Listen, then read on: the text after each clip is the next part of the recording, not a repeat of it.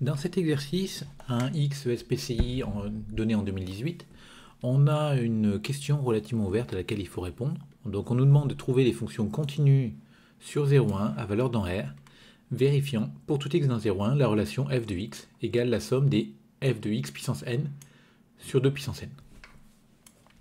Donc on va essayer de raisonner un peu par analyse-synthèse en cherchant les fonctions qui seraient éventuellement solutions. Donc on prend une fonction f qui est continue sur 0,1 qui est solution de l'équation. Et on sait que f elle est continue sur le segment 0,1.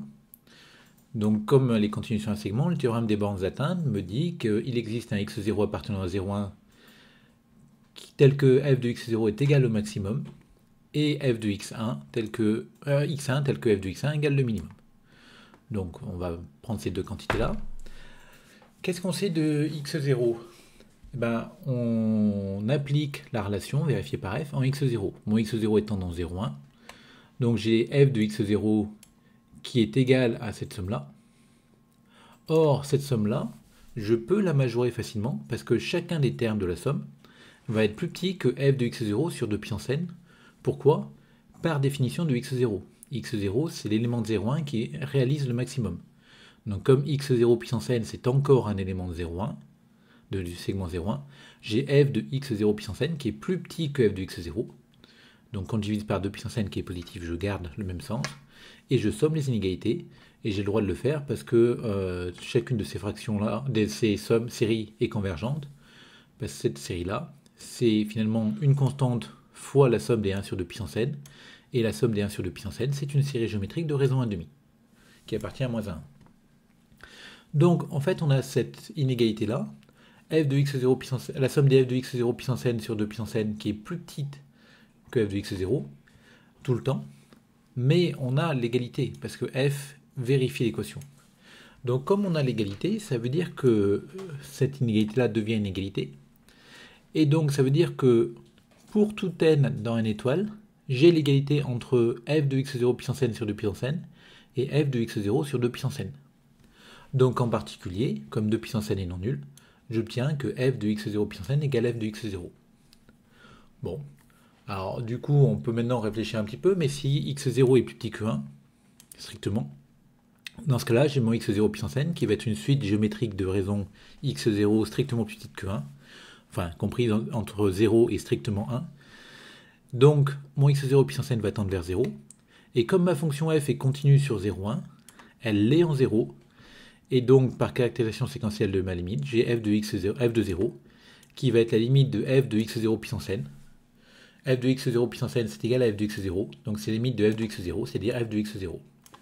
Et donc, j'obtiens que f de 0 égale f de x0. Bon. Alors, ce que j'ai fait ici sur le max, je peux faire la même chose sur le min, en plaçant avec mon x1. Si je change le max en min, ça veut dire que là, au lieu d'avoir une majoration, j'aurai une minoration. Mais pareil, j'ai l'égalité. Et comme j'ai l'égalité, j'aurai l'égalité pour tout n dans une étoile. Et j'obtiens de la même manière f de x1 puissance n égale f de x1. Et si x1 est plus petit que 1, je vais pouvoir passer à la limite de la même manière et je vais obtenir que f de 0 égale f de x1. Bon, alors du coup, qu'est-ce qu'on vient de démontrer ? Si à la fois x0 et x1 sont strictement plus petits que 1, les deux égalités sont valables. Donc j'obtiens f de 0 égale f de x0 égale f de x1. Donc en particulier, f de x0 égale f de x1. C'est-à-dire le maximum égale le minimum.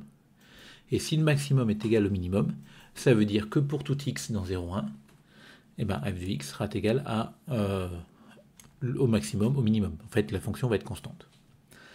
Alors le problème, c'est qu'on a supposé ici que x0 était strictement plus petit que 1 et que x1 était strictement plus petit que 1. Et il y a ce cas-là où x0 égale 1, ou x1 égale 1, où on est un petit peu embêté. Mais on a une solution à ce problème-là. Et en fait, nous, on voulait éviter le 1.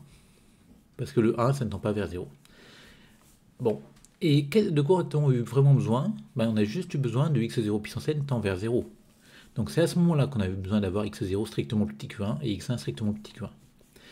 Et on se dit, tiens, mais finalement, ma fonction elle est continue sur 0,1 et la solution de l'équation sur 0,1. Mais du coup, elle est aussi sur 0,a, pour n'importe quel a strictement plus petit que 1. Et c'est ce qu'on va faire là, on va se placer sur le segment 0A, où A est strictement plus petit que 1.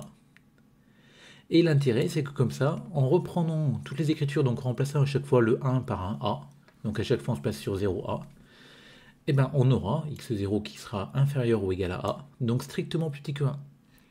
x1 sera aussi strictement plus petit que 1. Et donc mes suites géométriques vont toutes les deux tendre vers 0, et on va obtenir que f de x est constante sur le segment 0A, donc constante égale à f de 0. Et on va pouvoir conclure derrière, parce que c'est valable pour tout A dans 0,1.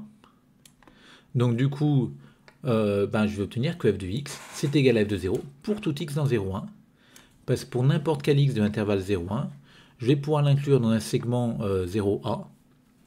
Et en l'incluant dans un segment 0A, j'aurai que f de x égale à f de 0. Donc du coup, j'obtiens ça. Et enfin, je vais utiliser maintenant la continuité de f en 1. Et comme c'est valable pour tout x dans 0,1, j'ai f de 1 qui est égal à la limite de f de x quand x tend vers 1 par continuité de f en 1. Là, mon x, a priori, est strictement plus petit que 1. Donc j'ai le droit de dire que c'est égal à f de 0. Et donc ça me fait la limite de f de 0, donc f de 0. Donc vous voyez ici, on a la deuxième partie du raisonnement, on a introduit ce a là, qui nous a sauvés. Et en fait, on se rend compte que toute la première partie du raisonnement, du coup, elle sert en fait pas à grand chose. Donc on aurait pu s'en passer. Mais je trouve que c'est quand même bien de voir comment on arrive à poser ce A, quel est le problème qui fait qu'on pose ce A, et c'est pour ça que j'ai laissé la première partie du raisonnement ici, pour se rendre compte d'où ça venait. Donc en tout cas, on a démontré dans l'analyse que s'il y a une fonction continue sur 0,1 qui est solution de cette équation-là, pour tout x dans 0,1, alors cette fonction-là, elle est constante égale à f de 0. Réciproquement, bien sûr, si on a une fonction constante sur 0,1, alors elle est continue sur 0,1 bien sûr. Je peux poser un a tel que f de x est toujours égal à a.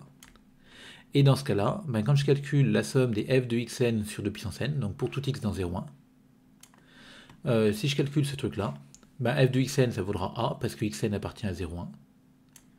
Et donc ça me fait la somme des a sur 2 puissance n. Et on retombe, en sortant le a devant, a fois la somme des 1 sur 2 puissance n qui va faire, là cette somme vaudra 1, donc on va tomber sur a. Et donc on retombe sur f de x. Donc f est bien solution de l'équation. Et finalement, on a démontré que les seules solutions continues sur 0,1 vérifiant, les seules fonctions continues sur 0,1 vérifiant l'équation sont les fonctions constantes.